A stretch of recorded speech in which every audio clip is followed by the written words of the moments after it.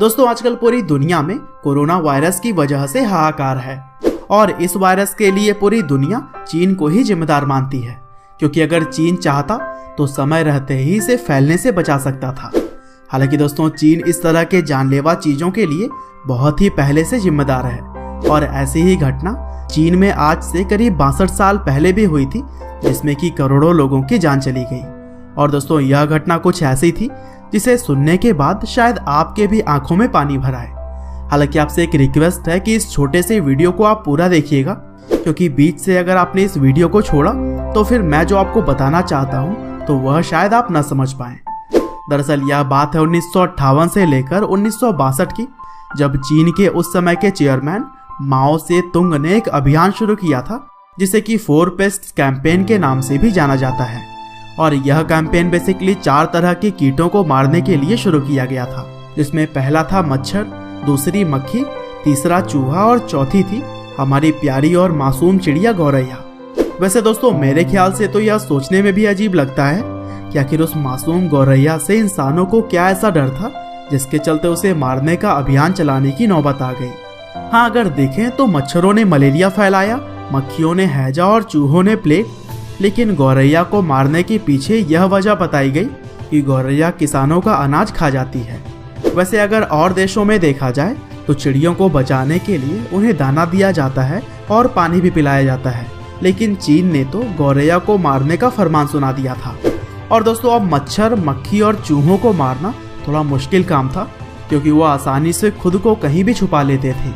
लेकिन गौरैया की तो यह आदत है कि वह हमेशा ही इंसानों के बीच रहना ही पसंद करती है, और इसीलिए माओ से तुंग के आदेश पर लोगों ने पूरे चीन में गौरैया चिड़िया को ढूंढ ढूंढ कर मारना शुरू कर दिया।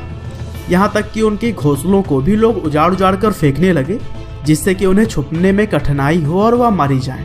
और दोस्तों इस अभियान में बेचारी गौरैया को मारने के लिए चीन के लोग बर्तन, टीन या फिर ड्रम बजाकर गौरैया को कहीं बैठने नहीं देते, और फिर उड़ते उड़ते जब वह थक जाती थी तब नीचे गिर जाती, जिससे कि कुछ तो खुद ही मर जाती थी और जो नहीं मरती उन्हें लोग मार देते थे। और दोस्तों यह लोग ऐसे ही थोड़ी गौरैया को मारते थे, जो लोग जितनी गौरैया को मार कर लाते उसी के हिसाब से उन्हें इनाम मिलते थे।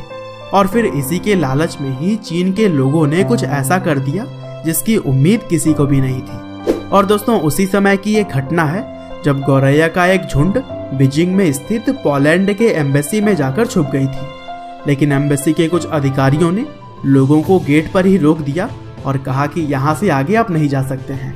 हालांकि चीनी लोगों ने बहुत ही कोशिश की कि उन्हें अंदर जाने दिया जाए, लेकिन अधिकारियों ने ऐसा नहीं होने दिया। और फिर तभी सब लोगों ने गौरैया को मारने के लिए एक बेहद ही घटिया प्लान बनाया।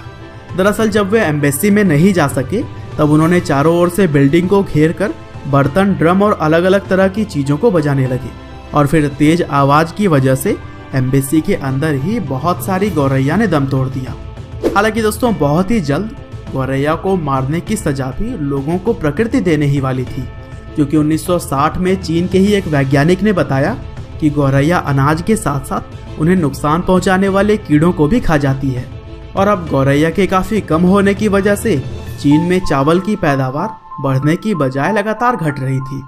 और दोस्तों अब यह आदेश दे दिया गया कि गौरैया को न मारकर टिड्डों को मारा जाए, क्योंकि इनकी संख्या में काफी तेजी से बढ़ोतरी हो रही थी और यह फसल को भी काफी नुकसान पहुंचा रहे थे। हालांकि दोस्तों अब तो काफी देर हो गई थी, क्योंकि टिड्डों की संख्या इतनी ज्यादा हो चुकी थी कि सारे फसलें बर्बाद हो गई, और इसी वजह से चीन में एक भयानक अकाल पड़ गया। और फिर फसल ना होने की वजह से वहाँ के करोड़ों लोग भूखे मर गए। और दोस्तों चीन के अगर ऑफिशियल डेटा को देखा जाए तो 1.5 करोड़ लोगों की इस भुखमरी की वजह से जान चली गई थी, लेकिन चीन अपनी सही डेटा लोगों के सामने रखता कहाँ है, और इसी वजह से अलग अलग रिपोर्ट्स ने 4 करोड़ से भी ज्यादा लोगों के मरने का अनुमान लगाया था। तो दोस्तों सब मिला जुला कर हमें यह समझने की जरूरत है कि प्रकृति को हमें कभी भी नुकसान नहीं पहुंचाना चाहिए, क्योंकि प्रकृति अगर हमसे बदला लेने की सोच लेना तो बहुत ही बुरा हो जाएगा। तो दोस्तों आज की इस वीडियो में तो इतना ही था, लेकिन इसी तरह के नॉलेजेबल वीडियोस के लिए लाइव इन द फैक्ट्स को आप जरूर सब्सक्राइब करिए। आपका बहुमूल्य समय देने के लिए बहुत बहुत धन्यवाद।